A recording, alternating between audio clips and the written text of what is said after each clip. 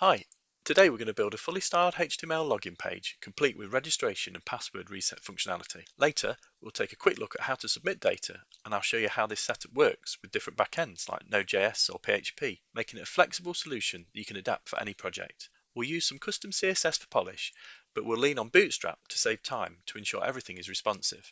If you're new to Bootstrap, you'll see why millions of websites use it and how easily you can create clean modern websites without starting from scratch. In my project directory, I've created a page for each one of my forms, and we'll reference the mountains.php for our background image. I'm using Visual Studio Code, but feel free to use any editor you prefer. Also, if you don't have a place to test your HTML files yet, WAMP or XAMPP are great options, and I've got tutorials linked in the description to help you get started. First, let's create our login form. We'll start by setting our basic HTML structure and giving it a title.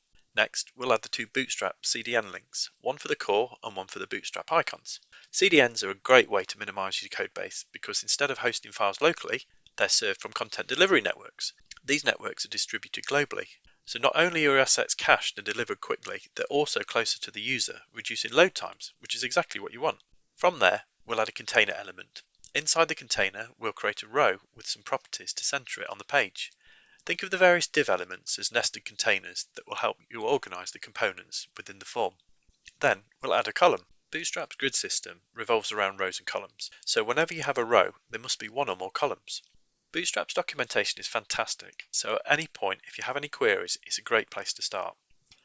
A row typically has 12 columns. In this case, we've made one large column that spans 5 out of the 12 grid units on larger screens, and if the screen size decreases, the column will expand to fill all 12 units, which is exactly what we want on mobile devices. Now we'll create another div for a card component. This card will have transparent background and a padding of 4 to give it some space. Inside the card, we'll add the card body. For the title, we use the heading tag, center the text, and a bottom margin of 4, and then we'll set the font size to 1, which in Bootstrap is the largest by default. Next, we'll add the form elements, starting with the two input fields. These inputs will be grouped in a div called input group, as we want to combine the icon and input field. For the icon, we'll use the person icon from the Bootstrap collection we referenced earlier. We'll add a submit button, wrapping it in a dgrid class, which ensures the button fills the width of its container using CSS grid. Now let's add some additional form options, such as remember me, forgot password, and a registration link for new users. We'll use the deflex class and justify content between to neatly align the elements at the edges. For the register link, we'll center the text and add some margin at the top. The classes we apply to the links might sound a bit wordy, but they make sense. For example, link dark sets the color, while offset adjusts the spacing between the link text and the underline.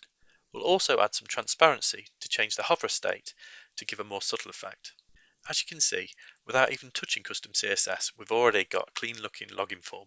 Now, let's add some custom styling to make it really stand out. We'll start with the body. We'll add a background image and use the cover parameter to ensure the image scales properly, regardless of the browser size. We'll position it in the center and prevent it from repeating.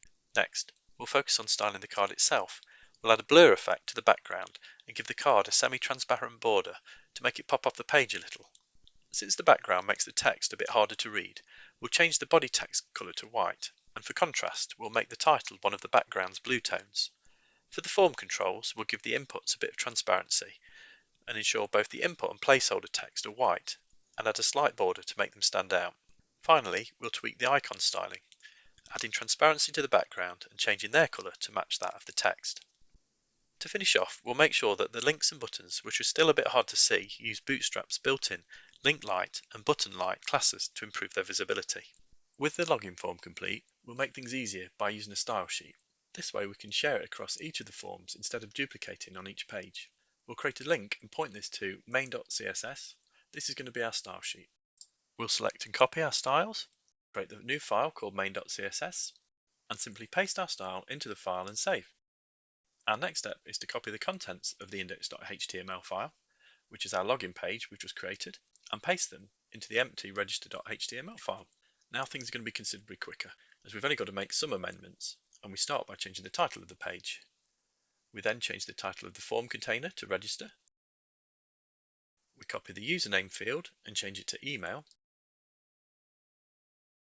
We then change the envelope icon. Next, we duplicate the password field and change this to confirm password, and we'll enter something more meaningful for the placeholder. We don't need the remember me checkbox or the forgot password in this form, so we'll remove that, and we'll change the don't have an account text to have an account and change the link to point back to the login page. And finally, we change the button text to register, and that's our register form complete.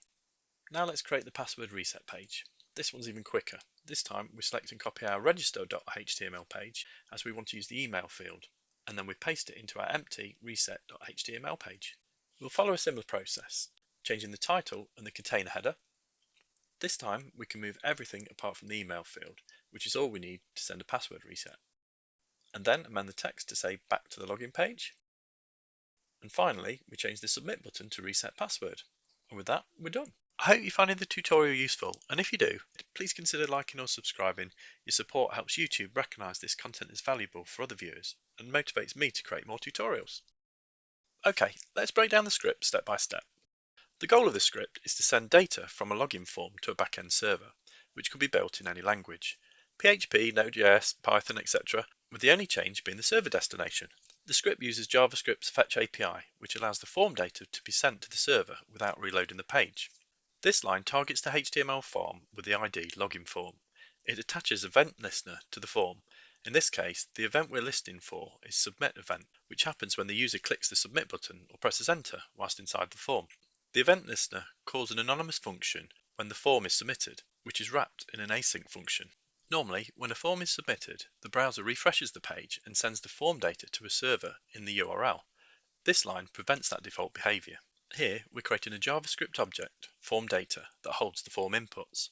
The next two lines are targeting the input fields in your HTML form. For example, input with the ID username. .value extracts the actual value entered by the user in those fields. In the try block, we use fetch, which is a built-in JavaScript function for making network requests, like sending data to a server. It's a modern replacement for XML HTTP request. /login is the URL where the data is going to be sent. This could be any endpoint on your server that processes logins.